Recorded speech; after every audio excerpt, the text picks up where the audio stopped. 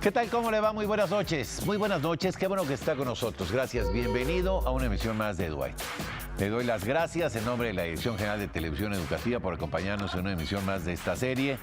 Y les saludo como siempre en nombre de todos mis compañeros de este equipo de Trabajo Gris. ¿Cómo estás? Un saludo. Quédense con nosotros, hoy vamos a tener un programa muy interesante. Mira, vamos a tener entrevistas aquí en el estudio, vamos a tener reportajes especiales y las notas que usted ya conoce a lo largo de esta emisión. Así es que quédese de aquí hasta las 22 horas tiempo del centro. Vamos a tomarle juntos el pulso a México y al mundo en estos temas. Aquí comenzamos.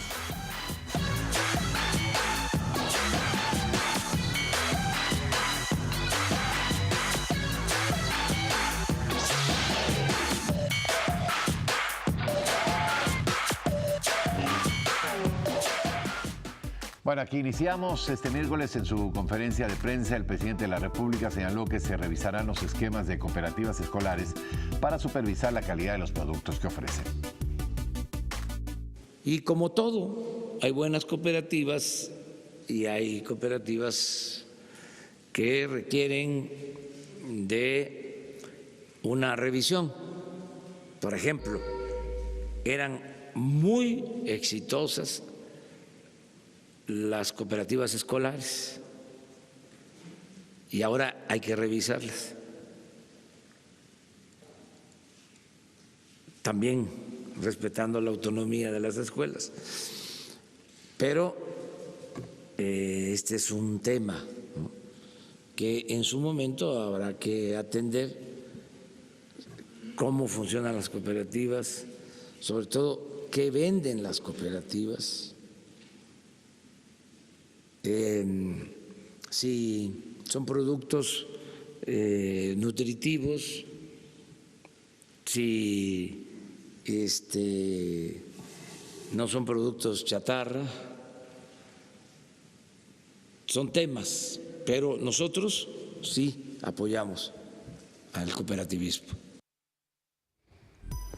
También compartió su opinión respecto al magisterio y la postura que mantiene respecto a la reforma educativa.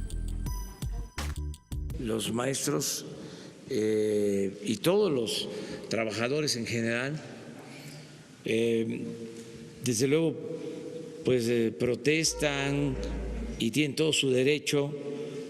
Habían demandas incumplidas. Tenemos que buscar la manera de resolverles este problema. Desde luego,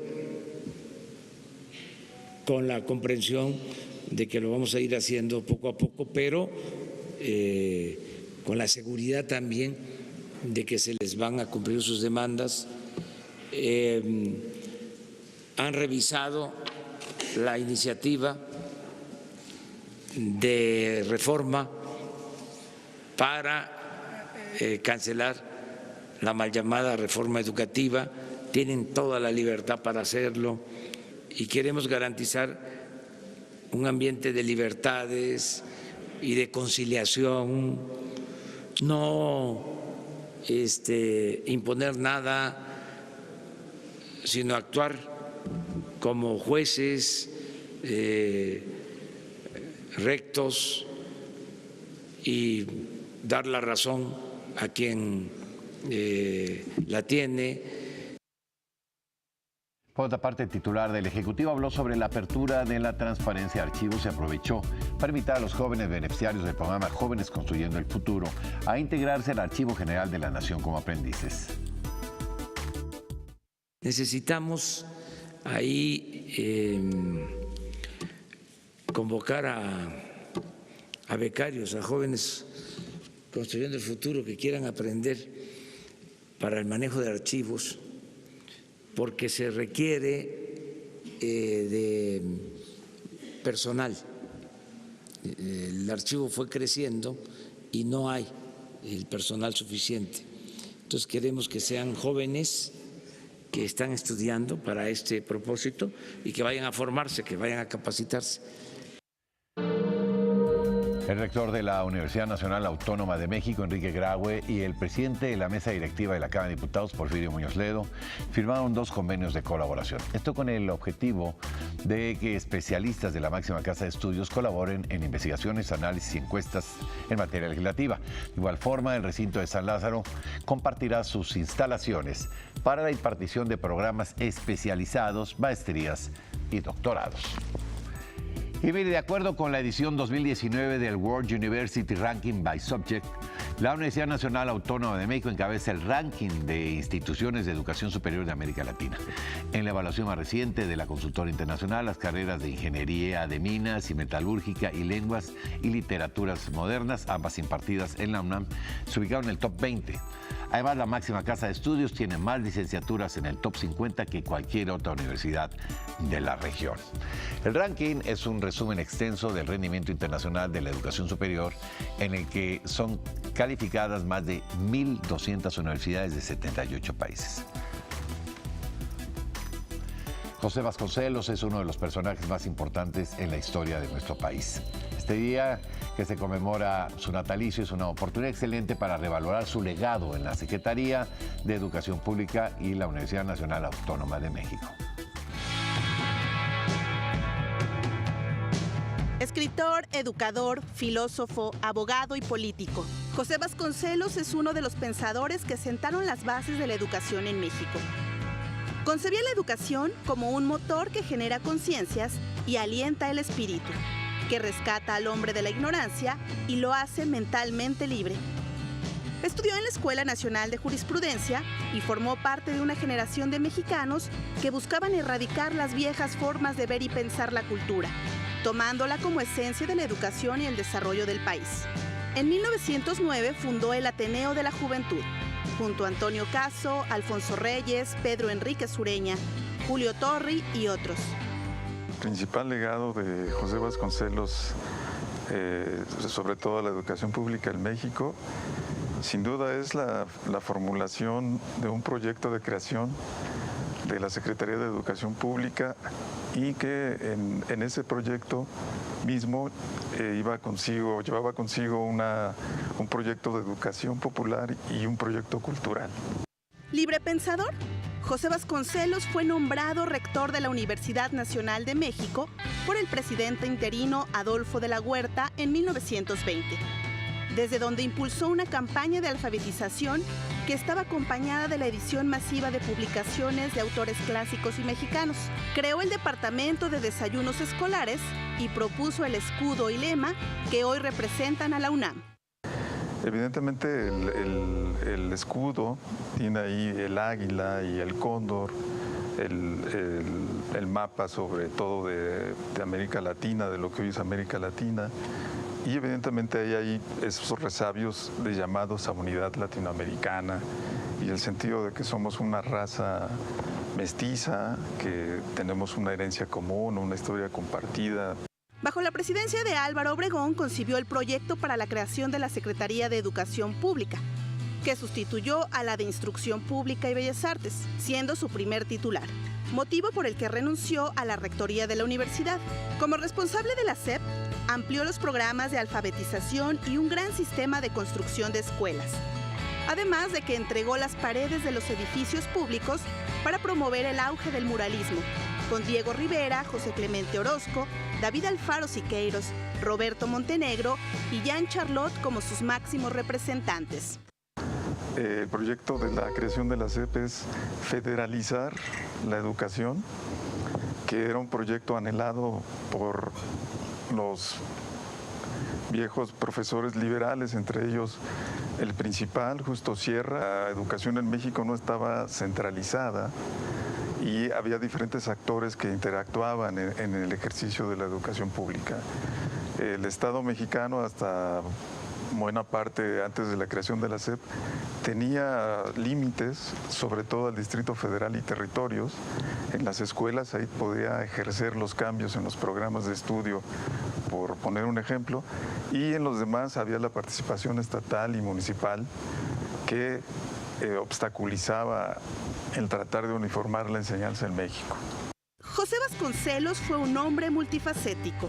pero su compromiso con la educación fue evidente, plasmando las demandas de la revolución.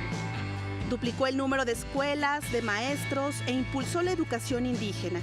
Promovió la escuela rural y las misiones rurales pensadas en los campesinos. Promovió la educación técnica e industrial en las ciudades. Creció el número de bibliotecas, ya fuera fijas, ambulantes, rurales y urbanas. Sobre todo en esta promoción que hace de la lectura, que lleva consigo toda una política de una concepción educativa que tiene que acercarse a círculos menos elitistas y hacer una educación más popular. Y aunque para esa época las publicaciones o las tiras de impresión son cortas, una vez que llega a la Secretaría de Educación Pública, él implementa todo un fomento de lectura. Hizo grandes esfuerzos para ampliar la cobertura en la enseñanza secundaria y superior. Promovió la práctica de la gimnasia y el arte fuera de las escuelas y rescató los institutos de cultura artística, con la antigua Academia de Bellas Artes, el Museo Nacional y el Conservatorio de Música. Su obra literaria incluye diversas disciplinas del pensamiento y géneros. Entre ellos destacan La raza cósmica, Ulises Criollo, La tormenta y El desastre. Fue reconocido con el grado de doctor honoris causa por las universidades de México, Chile, Puerto Rico, Guatemala y El Salvador. Fue miembro fundador del Colegio Nacional.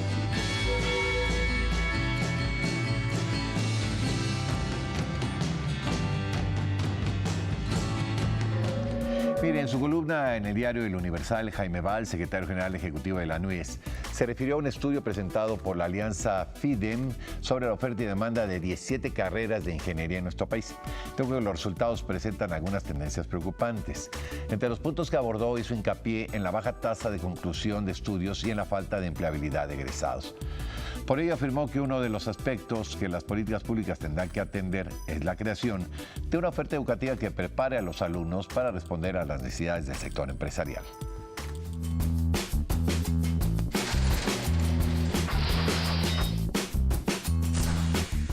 En 1937 nace en Londres Elizabeth Taylor, actriz de cine, teatro y televisión. Valores de la convivencia escolar. Perseverancia es el esfuerzo continuo que realizamos para alcanzar nuestros objetivos, a pesar de los obstáculos que pueden surgir en el camino. Somos perseverantes cuando trabajamos con constancia, firmeza y tenacidad. Ser perseverante y no darse por vencido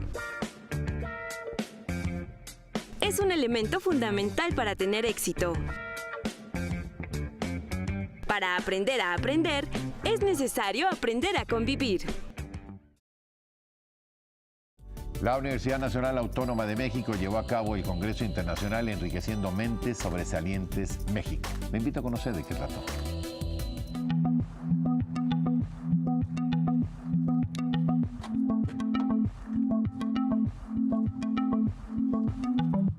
Los niños y jóvenes sobresalientes son aquellos que poseen una inteligencia superior en comparación a niños de su misma edad. Un niño sobresaliente es aquel niño que destaca significativamente de su grupo, que puede hacerlo en muchas áreas, porque normalmente pensamos en un cociente intelectual.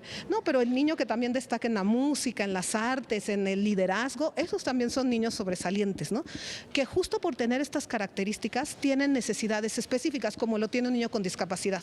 La mayoría de las veces, los pequeños son diagnosticados erróneamente y se les confunde como niños con síndrome de déficit de atención o como malos estudiantes. Algunos indicadores por los que se pueden detectar son hiperactividad, son más creativos y sensibles al arte, intervienen y entienden pláticas de adultos y tienen un coeficiente intelectual alto, mayor a 130 puntos.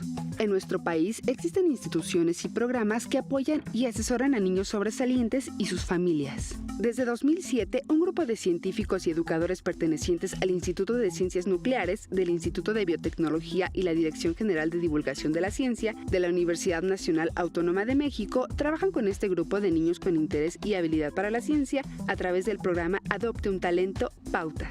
En los talleres de este programa, niños y jóvenes han desarrollado proyectos como un calentador solar con material reciclable, una diadema contra movimientos involuntarios provocados por el mal de Parkinson y un purificador de agua de lluvia. Asimismo, se han llevado a cabo eventos con el propósito de reunir a docentes, padres de familia y psicólogos que estén interesados en la atención de niños y jóvenes sobresalientes, como el Congreso Internacional Enriqueciendo Mentes Sobresalientes México, organizado por la UNAM y otras instituciones educativas. Lo que hicimos fue conjuntar a muchos especialistas, colegas, amigos que han trabajado durante muchos años en este tema, en el área de familia, en el área de política educativa, en el área de la enseñanza de la ciencia y la atención al talento científico, y que justamente lo que buscamos compartir son estas estrategias para entender quiénes son en nuestro país, cómo se está desarrollando pues las prácticas privadas, públicas y la política educativa, y justamente son niños que requieren de esta atención específica. En México existe el apoyo a este grupo de niños. Existe dentro de educación especial una línea específica para la población de aptitudes sobresalientes dentro de la Secretaría de Educación Pública, ¿no? Los esfuerzos han sido titánicos, pero el tamaño del sistema educativo es aún más. Sin embargo, en las escuelas el apoyo no es total. No es que en todas las escuelas haya conocimiento, atención para los niños sobresalientes. Algunas escuelas privadas también tienen atención y habemos programas como los que tienen como el que estamos en la UNAM. Los niños y jóvenes sobresalientes también necesitan el apoyo total de su familia para crecer en un ambiente igual al de otros niños. Pues yo les diría que sean felices, que disfruten haciendo lo que les gusta, que busquen encontrar un lugar, ¿no? En su escuela, en su familia, que todos tenemos diferencias, ¿no? Y que todos por una u otra razón tenemos que aprender a conocernos, aprender a potencializar lo que tenemos bueno, a trabajar lo que no tenemos tan bueno, y que pues hay mucha gente que se está preocupando por ellos. La educación es la mejor vía para construir un modelo de desarrollo alternativo capaz de combatir el acelerado deterioro ambiental, la pérdida de recursos naturales y el cambio climático. De esto nos habló en entrevista exclusiva para la Agencia Informativa de Educación de México, Julia Carabias, miembro del Colegio Nacional. México es de las naciones con mayor biodiversidad. En nuestro país habita casi el 70% de las especies de flora y fauna de todo el mundo.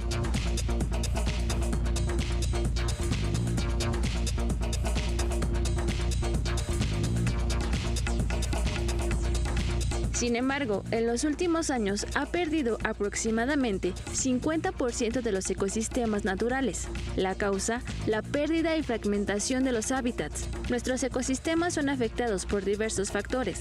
Sin embargo, la contaminación y el cambio en el uso del suelo son los factores que principalmente afectan los ecosistemas. Todos los años, miles de hectáreas de selva, bosque o pastizal cambian su perfil y dan paso a actividades de agricultura y ganadería. Tenemos una problemática muy seria en términos de el estado en el que se encuentran nuestros recursos naturales.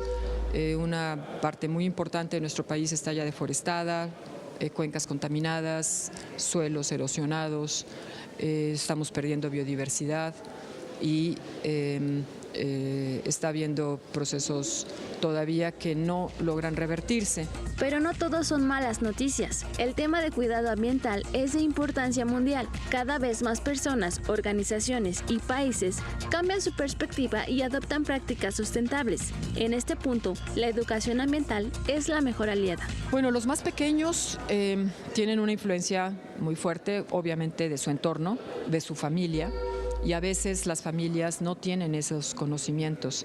Por lo tanto, para poder incidir en los más pequeños, el sistema educativo formal desde el kinder y las primarias tienen que incluir los temas ambientales en todas sus, no solamente como una materia, sino en todo el tema de estudio. Siempre el componente ambiental debe de ser transversal en toda la educación y, por supuesto, en el componente cívico, ético, moral. Nuestro país también se ha sumado a iniciativas en favor de la conservación de la biodiversidad, sustentabilidad y educación ambiental. México, afortunadamente, ha venido construyendo en los últimos 25 años instituciones, leyes, políticas ambientales, programas, instrumentos y una capacidad también humana, un capital humano muy fuerte, muy sólido en las universidades, las carreras nuevas que hay, los doctorados y maestrías, investigadores que cada vez se meten más a esos temas. Tendríamos que lograr un cambio hacia el desarrollo sustentable, en el que México pueda lograr su bienestar social, su desarrollo económico, pero sin afectar su capital natural, sus ecosistemas naturales. La Universidad Nacional Autónoma de México cuenta con espacios como el Instituto de Investigaciones en Ecosistemas y Sustentabilidad en el estado de Michoacán, que tiene el objetivo de formar capital humano que pueda resolver problemas futuros en temas ambientales. Por su parte, el Instituto Politécnico Nacional cuenta con la carrera de Ingeniería Ambiental en la Unidad Profesional Interdisciplinaria de Ingeniería en Zacatecas, en la que busca formar un equilibrio entre las actividades humanas y la conservación del medio ambiente. El problema nos involucra a todos. Como sociedad, también tenemos la obligación de realizar y proponer acciones que promuevan una mejor educación ambiental. La sociedad tiene que organizarse más para poder exigir ese derecho humano que es el medio ambiente sano. Y en ese sentido, pues es muy importante la educación ambiental, en la que la gente tenga información, conocimiento de la problemática, que sepa que hay salidas, que hay alternativas y que pueda organizarse para implementar esas alternativas. Yo creo que en ese sentido la educación ambiental es un componente básico para el cambio. Continuando con el tema medioambiental, José Sánchez Rangel, egresado del Instituto Politécnico Nacional, construyó un nanosatélite que realiza labores de monitoreo ambiental en todo el país. Este dispositivo ofrece mediciones de datos meteorológicos y de niveles de contaminación por dióxido de carbono. Básicamente es un sistema electrónico que emula los sistemas reales de un satélite a tamaño real. Este CanSat se compone de 3 sistemas electrónicos. El primer sistema electrónico es el que se encarga de alimentar y suministrar toda la energía para que opere el CanSat. El siguiente nivel, que es un subsistema de computadora a bordo, es el subsistema que se encarga de leer todos los sensores con el que el CanSat está equipado, en este caso temperatura, presión, humedad y CO2. Y procesa las variables y las manda al siguiente subsistema, que es un subsistema de comunicación. El sistema de comunicación básicamente lo que hace es, una vez que el sistema de computadora a bordo procesó toda la información de los sensores, lo manda al subsistema de comunicación para que de forma inalámbrica lo mande hacia la estación en tierra, que es una antena receptora en mi computadora. En programas pasados le hemos presentado reportajes especiales sobre las aportaciones que han hecho las mujeres en el campo de las ciencias. Hoy le invito a conocer la labor realizada por la química inglesa Rosalind Franklin.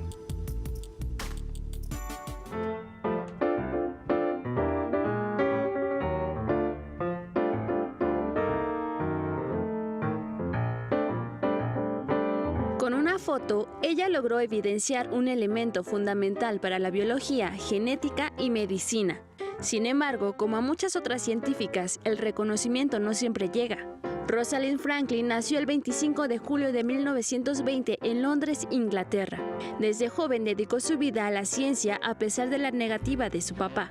A sus 21 años egresó de la Universidad de Cambridge en la carrera de biofísica.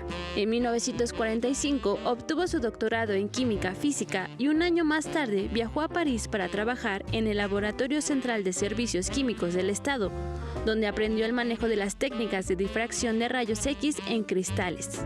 En 1951 regresó a Londres para trabajar en la Universidad King's College. Ahí comenzó sus investigaciones sobre el ácido desoxirribonucleico, mejor conocido como ADN. Durante sus investigaciones conoció a Maurice Wilkins, un compañero del que solo recibió malos tratos. En 1953, Rosalind combinó sus conocimientos en rayos X y ADN para capturar en una foto la estructura doble hélice del ADN. A partir de dos fibras diferentes de ADN, dedujo las dimensiones básicas de las cadenas del ADN y de los fosfatos que estaban en el exterior. Mientras tanto, los biólogos James Watson y Francis Crick también trabajaban en investigaciones sobre el ADN. Sin el permiso de Rosalind, su compañero Wilkins tomó la llamada Foto 51 y la compartió con Watson y Crick. Ellos aprovecharon la información de Rosalind para confirmar la hipótesis de la estructura 3D del ADN. En 1953, ambos publicaron los resultados en una famosa revista científica. En un pequeño párrafo se mencionaba su nombre, pero solo como asistente. En 1962, Watson, Crick y Wilkins ganaron el Premio Nobel de Medicina por su trabajo con el ADN. Sin embargo, Rosalind nunca se enteró del evento. Murió el 16 de abril de 1958 a sus 37 años por cáncer de ovario. Las aportaciones científicas de Rosalind no solo marcaron una pauta en la biología, sino que también sus investigaciones sobre el carbón ayudaron a la industria aeroespacial. Después de graduarse, consiguió un trabajo en la Asociación Británica de Investigación de Utilización del Carbón, donde investigó el material para su uso como combustible. Algunos artículos sobre las microestructuras de fibra de carbono sirvieron como base para la construcción de aeronaves. Además, también estudió las moléculas del tabaco y del virus de la poliomielitis.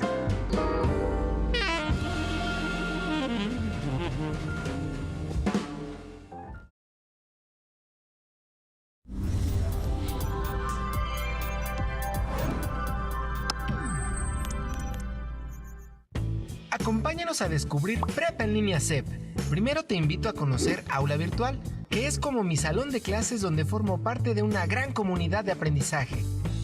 La plataforma educativa siempre está disponible, las 24 horas, los 365 días del año. Esto me permite establecer mi propio horario de estudio y combinarlo con otras actividades. Lo mejor es que no gasto nada y puedo estudiar donde yo quiera y desde cualquier parte del país. Cuando termine y obtenga mi certificado con validez oficial, mi siguiente objetivo es entrar a la universidad. Yo terminé mi bachillerato en tan solo 2 años 4 meses y logré superarme en el trabajo. Después de un gran esfuerzo, alcancé mi meta. Tú también forma parte de nuestra comunidad de aprendizaje. Regístrate del 16 de enero al 27 de febrero en www.prepaenlinea.cep.gov.mx. Recuerda que Prepa en Línea CEP va contigo.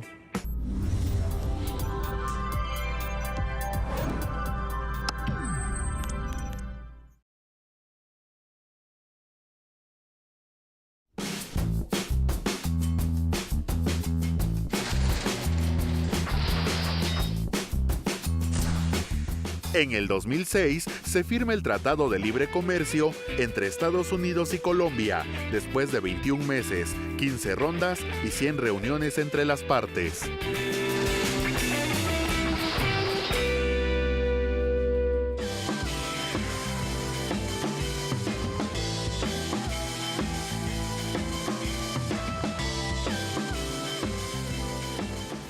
Mire, se ha apostado mucho al emprendedurismo, a estos hombres y mujeres muy echados para adelante que tratan de autoemplearse, de generar fuentes de trabajo a partir de un proyecto personal. Y esto, cuando lo cruzamos con los chavos que están saliendo de las universidades, de la UNAM, del Poli, ya le tuvimos aquí algunos ejemplos. Este chavo que creó un nanosatélite, ¿no? Es increíble, ahora ya no nos sorprende, pero, oiga, chavo, crear un nanosatélite es extraordinario. Hablando de esto, me da mucho gusto recibir a Alejandro Crespo. Él es ya así de ser ingeniero, ¿no? Egresado de la Facultad de Ingeniería de la UNAM. Y él, pues, ha desarrollado también es un chavo muy movido, muy emprendedor.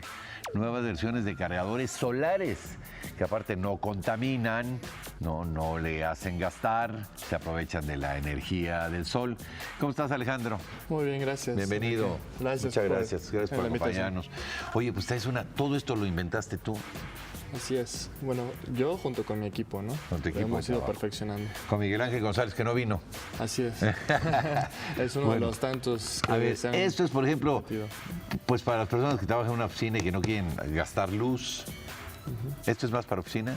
Eso es para cualquier ambiente, digamos. Para cualquier ambiente. Tenemos desde la versión deportiva hasta la versión de oficina, ¿no? Este es que un permite poder cargar desde un celular, una tableta y una cámara digital, por ejemplo. Fíjate, este es un panel. Aquí no se ve muy bien la definición, pues, pero ahí están adentro los paneles solares. Y esto es como de... Eso es de acero inoxidable. De acero inoxidable. Sí. Bueno. Así es. Tenemos varias versiones, ¿no? Ajá. Esta es la primera versión que sacamos, es la Julkin Mini Sport. Con esta empezamos todo el emprendimiento. ¿Qué es una palabra? Y es la que ha tenido mayor fama. Es una palabra... Julkin viene de dos vocablos mayas que significa rayo de sol. Ah, mira qué interesante.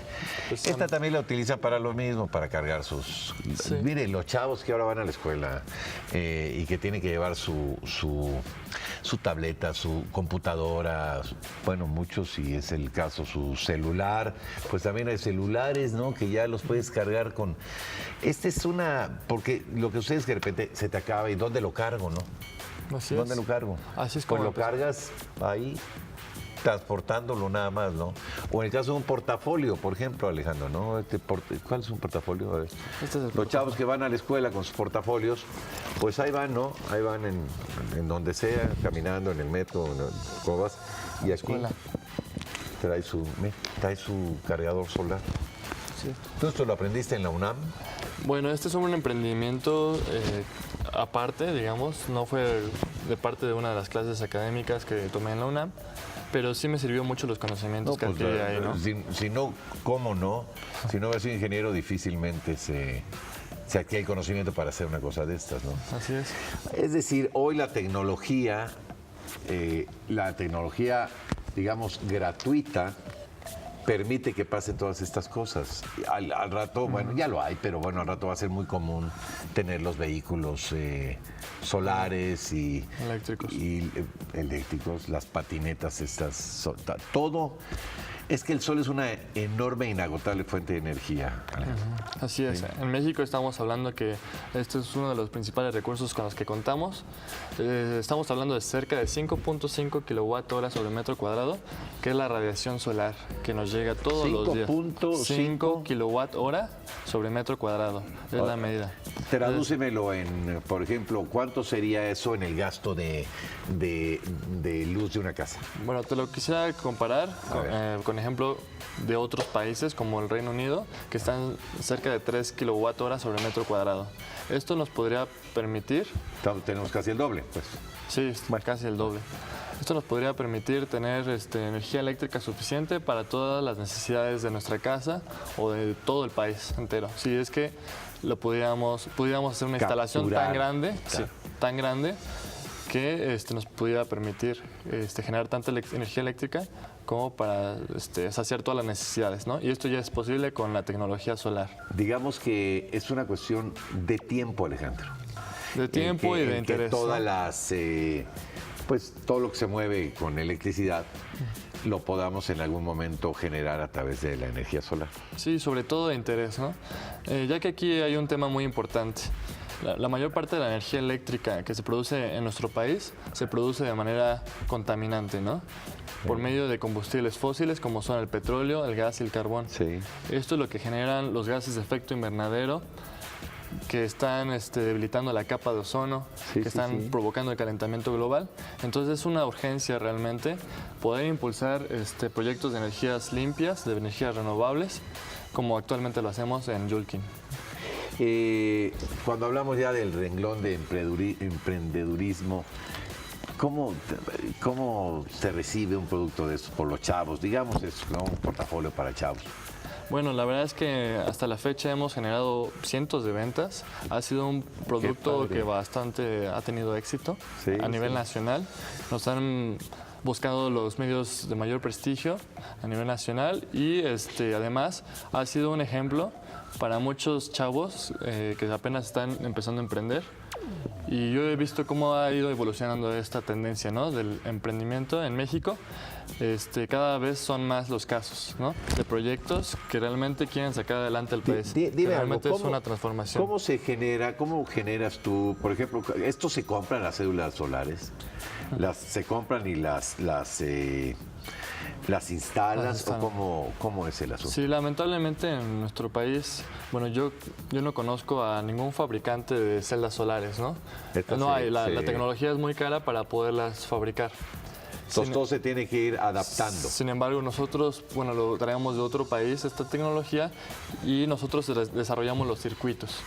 Los circuitos los instalamos junto con el panel solar y hacemos el diseño de toda la carcasa, todo el estuche, dependiendo de la versión que sea. Entonces, tenemos versiones de plástico, de tela y de metal. Pues la verdad es que está, mire, para un portafolio, pues para un estudiante, para un chavo que va, mire qué bonito, ¿no? Y ahí ya no tiene que preocuparse si llega y encuentra dónde cargar. ¿Sabes qué? Si va a estudiar a un parque, ¿no?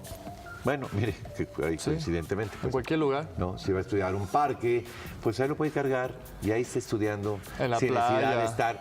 En la playa, en la montaña, en cualquier lugar, mientras que haya sol, lo puede cargar. Y aún así, aunque no haya sol, de todos modos le dimos la opción a la gente de poderlo cargar por medio de su cargador normal de pared, ya que cuenta con un micro USB que fácilmente lo puede cargar uno a la pared, ¿no? A un contacto eléctrico. Pero la idea no es esa, la idea es independizarnos de la energía eléctrica convencional de nuestras casas y poder utilizar la energía solar, que es gratuita y que no contamina. Hombre, pues ahí tiene usted este trabajo de Alejandro Crespo, de su equipo de trabajo, un ingeniero. ¿Cuánto te falta por terminar?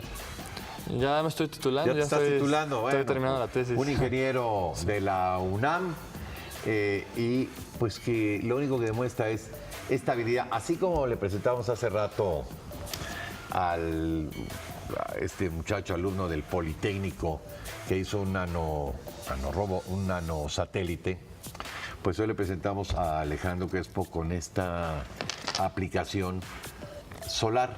Es decir, lo que demuestra que los chavos, pues lo que necesitan es esta oportunidad para desarrollarse académicamente y luego, pues que les abran una oportunidad para que todos estos inventos, todas estas aplicaciones modernas, que aparte, repito, serían gratuitas porque pues nadie le va a venir a cobrar la energía solar y se pueden aplicar en muchas cosas de uso cotidiano. Y digo de los chavos porque, hombre, pues los adultos también usamos un teléfono, muchas veces celular o una computadora, una tableta, pero a lo mejor los chavos tienen esta posibilidad de en un parque, en un jardín, en una cafetería donde habitualmente están estudiando tal, pues hay que no tengan que estar buscando dónde conectarse o se les acaba o tal, ¿no? O que les cueste en la casa, ¿no? Entonces, ahí está esta posibilidad. Para quien quiera conocer más de tu trabajo, ¿hay alguna página, Alejandro? Así es, contamos con un sitio web que es www.texten.com.mx. De igual manera nos pueden encontrar en redes sociales como Texten, ¿no? Ya sea en Instagram, en Twitter y en Facebook.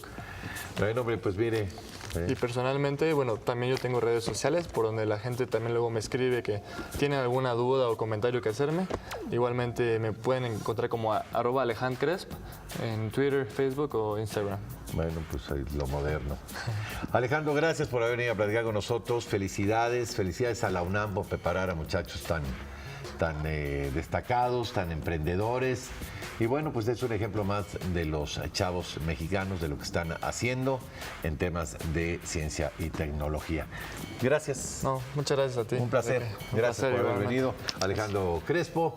No se vaya, continuamos con más.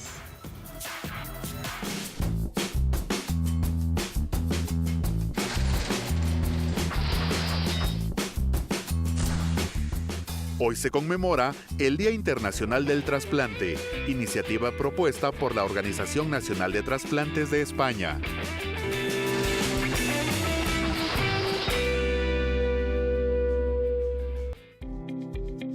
Prepa en línea CEP es un servicio educativo de calidad, gratuito, innovador y 100% en línea. Regístrate del 16 de enero al 27 de febrero en la página de la CEP.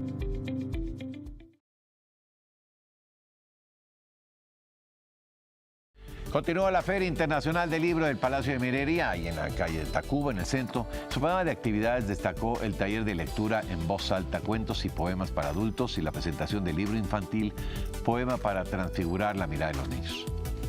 Le invito a conocer de qué trataron estas actividades. La poesía es una composición literaria que se concibe como una expresión artística de la belleza. Pero para autores como Octavio Paz, la poesía está enamorada del instante y quiere revivirlo en un poema.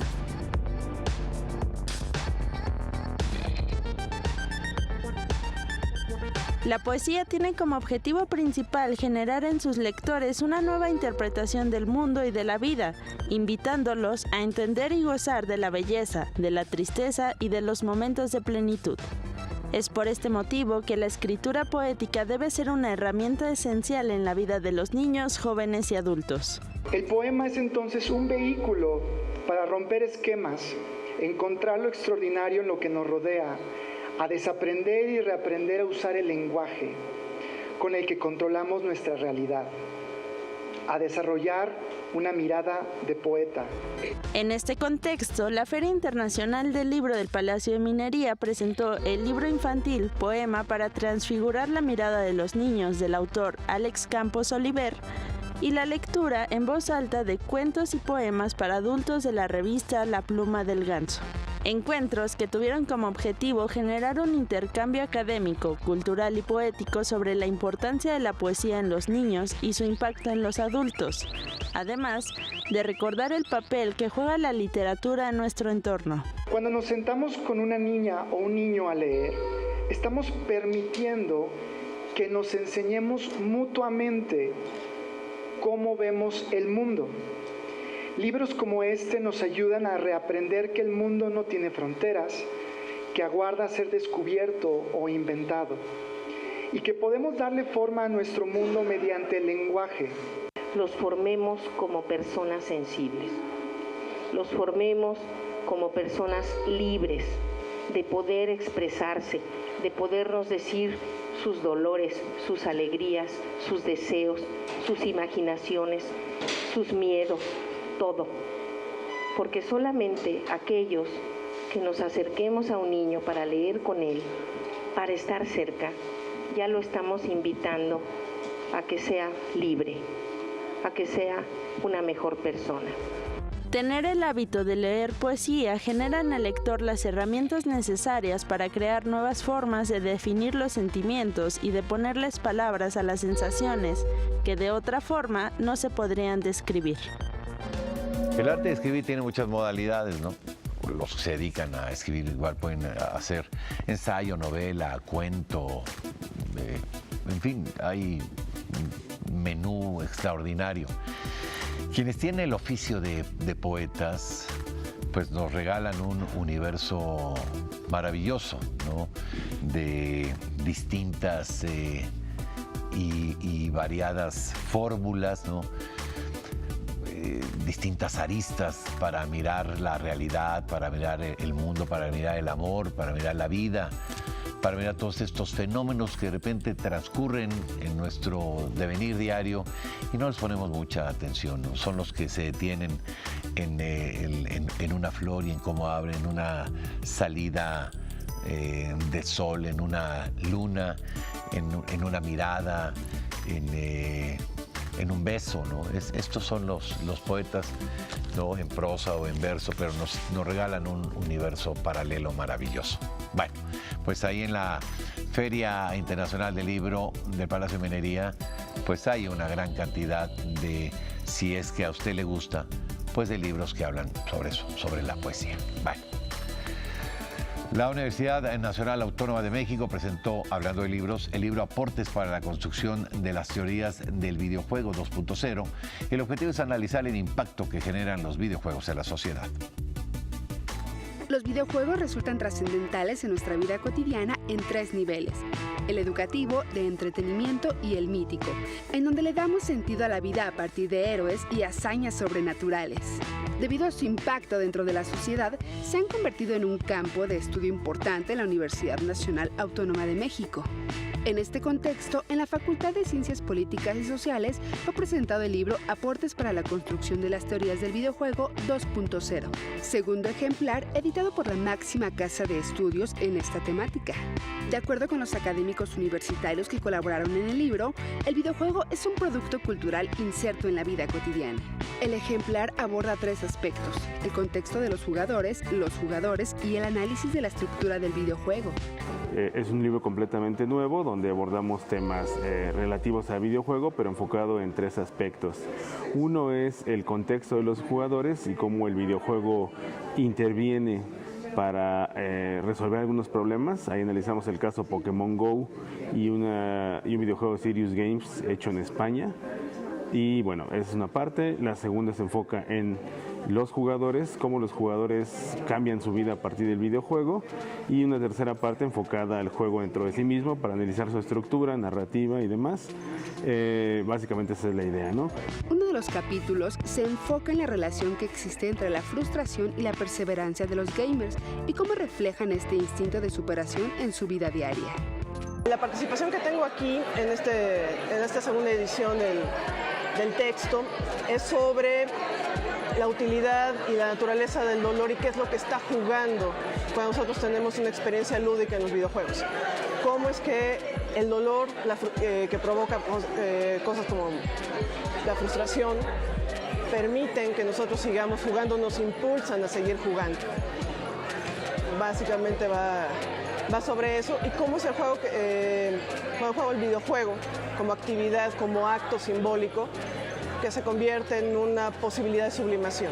Los académicos afirman que este estudio es importante porque los videojuegos se han convertido en una de las industrias creativas que genera mayores dividendos a nivel mundial. Es importante el estudio del videojuego porque es una de las industrias creativas que está generando mayor cantidad de Producto Interno Bruto y dividendos a escala global, y al mismo tiempo es una interfaz que se ha involucrado e intervenido en diferentes esferas de la sociedad, en la medicina, en la educación, en el arte, en múltiples campos. Hoy el videojuego ya es una realidad y es innegable, no se puede tapar el sol con un dedo haciendo pensar que el videojuego sigue siendo un objeto negativo para la sociedad. Más bien lo que se busca justamente con este tipo de recursos es pensar los factores positivos, las partes y las cuestiones que el videojuego tiene para beneficio de la sociedad en múltiples sentidos. Aportes para la construcción de las teorías del videojuego 2.0 puede ser adquirido en las librerías de la Universidad Nacional Autónoma de México. Y con motivo de la conmemoración por los 500 años de la llegada de Hernán Cortés a la América continental, en nuestro país se han realizado diversas actividades. Esta vez tocó la presentación del libro Hernán Cortés o Nuestra voluntad de no ser, del escritor Antonio Cordero. Le invito a que conozca más sobre esto. Hernán Cortés o Nuestra voluntad de no ser es el nombre del texto presentado por Antonio Cordero, quien afirma que este es el personaje que escogimos para atribuirle nuestras inseguridades, por lo que se debe reconocer la complejidad del dilema y aceptar que en nuestra historia no hay ni buenos ni malos. Sí, mira, es un libro que trata desde luego describe un poco el personaje histórico Hernán Cortés, pero sobre todo se enfoca en las causas y consecuencias de la falta de reconocimiento del personaje.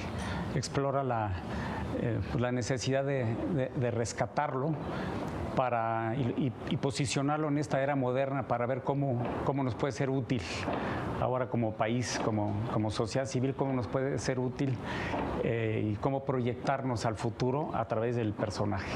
Antonio Cordero se describe como un apasionado de la historia de México y sobre todo del personaje de Hernán Cortés y el tema de la conquista, pues asegura que fue una época que marca un antes y un después en la historia de México.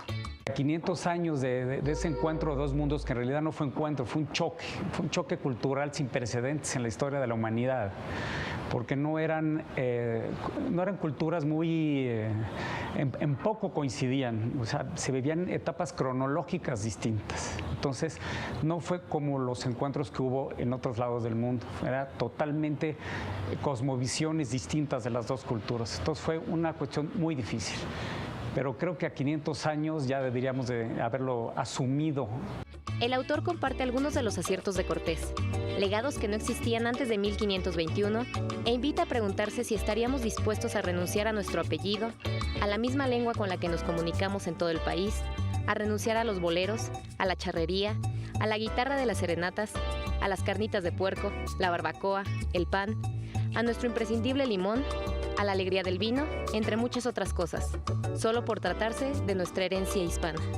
Tuvimos suerte, pudimos haber caído en manos de otro tipo de conquistador, como pasó en América, en el que tocaron analfabetas, gente que nada más tenía el ánimo de venir, extraer riquezas y regresar. Hernán Cortés siempre tuvo uno de sus objetivos era crear un nuevo país. El trabajo de investigación para llegar a concretar el libro fue bastante profundo, pues a través de varias lecturas y artículos, Cordero entendió cómo fue el proceso para constituirnos como nación. Es un libro muy ligero, que condensa mucha información, pero la información ya viene digerida. Y creo que eso le ayuda mucho a una persona que no sabe mucho del tema, le da más sed. Le da más sed de investigación, y creo que eso son lo que yo quería lograr, y es lo que los críticos he recibido, esa, digamos, crítica positiva que a la gente lo alienta a seguir investigando del tema. La invitación a 500 años de este hecho histórico es a reflexionar sobre la tesis de que sin todas estas aportaciones, el mexicano contemporáneo no sería tal, por lo que necesitamos celebrar nuestra riqueza cultural. Pues ya nos vamos, gracias por habernos acompañado. Mire, antes de irnos, todavía tenemos boletos de teatro para la obra Villa Dolorosa, 3 cumpleaños frustrados. Tenemos pases dobles para la función de mañana en el Foro La Gruta, ahí en el Centro Cultural Helénico. Bueno, y tenemos también pases dobles para la obra Recámaras, que inicia temporada el próximo 8 de marzo en el Centro Nacional de las Artes. Escríbanos, por ahí van a aparecer en nuestras redes. Escríbanos, díganos, oiga, yo quiero ir, y nos ponemos de acuerdo, pero escríbanos, ¿sí? Bueno, pues ya nos vamos, gracias por habernos acompañado. Gracias, yo soy Enrique Lascano y en nombre de la Dirección General de Televisión Educativa, de todos mis compañeros de este equipo de trabajo, gracias Gris, de todos ellos, que tenga usted lo que resta de ella una aventurosa noche. Hasta mañana.